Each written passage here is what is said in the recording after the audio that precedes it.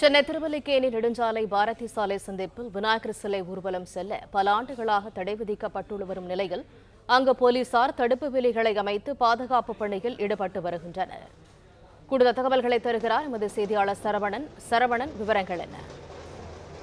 சென்னையில விநாயகர் சிலை ஊர்வலம் நடக்கக்கூடிய பகுதிகளில் முக்கியமான பகுதி திருவல்லிக்கேணியில் தான் பல ஆண்டுகளாக சிலைகள் பிரபலமான சிலைகள் பொதுமக்களிடையே பிரபலமான சிலைகள் அந்த வழியாகத்தான் ஊர்வலமாக கொண்டு செல்லப்படும்.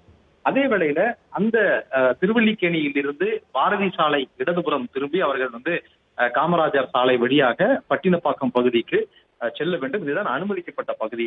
ஆனால் பல ஆண்டுகளாக இந்த திருவல்லிக்கேணி நெடுஞ்சாலையில அவர்கள் ஐஸ் ஹவுஸ் நோக்கி செல்வதற்கு முயற்சி நடக்கும். அதாவது தடை செய்யப்பட்ட பகுதி இது 1996 இருதரப்பிற்கு இடையே ஏற்பட்ட மோதலை தொடர்ந்து இந்த சாலையில விநாயகர் ஊர்வலங்கள் தடை செய்யப்பட்டது. பல ஆண்டுகளாக இந்த தடை இருக்கக்கூடிய நிலையில இந்த தடையை மீறி சில இந்து அமைப்புகள் அந்த வழியாக விநாயகர் சிலைகளை கொண்டு செல்வார்கள் என்பதனால ஒவ்வொரு வருடமும் இது போன்ற அந்த இரும்பு வேலிகளை கொண்டு அந்த தடுப்புகளை ஏற்படுத்துவார்கள். அதன்படி இன்று பிற்பகலில் இருந்து அந்த சாலையில திருவல்லிக்கேணி நெடுஞ்சாலையில போக்குவரத்து முழுமையாக நிறுத்தப்பட்டிருக்கிறது.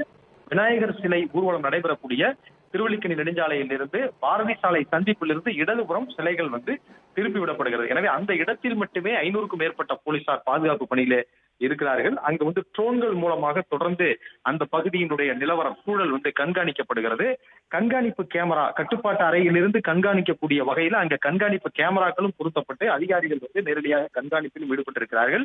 சம்பவ இடங்களிலும் அந்த சிலை ஊர்வலம் செல்லக்கூடிய இந்த இடங்களிலும் உயரதிகாரிகள் நேரடியாக அந்த சிலைகளை ஒவ்வொரு சிலைகளையும் ஊர்வலமாக கொண்டு வரக்கூடிய அந்த அமைப்பினர் அல்லது அந்த பொறுப்பாளர்களிடம் பேச்சுவார்த்தை நடத்தி அந்த பகுதியில் எந்த விதமான பிரச்சனையும் சட்டம் ஒழுங்கு பிரச்சனை எதுவும் ஏற்படாமல் அவர்களை அங்கிருந்து ஊர்வலத்திற்கு ஒத்துழைக்குமாறு பேசி அவர்களை ஒவ்வொரு சிலைகளாக அந்த பகுதியிலே தொடர்ந்து அந்த கடற்கரை சாலையை நோக்கி அனுமதித்து வருகின்றனர்.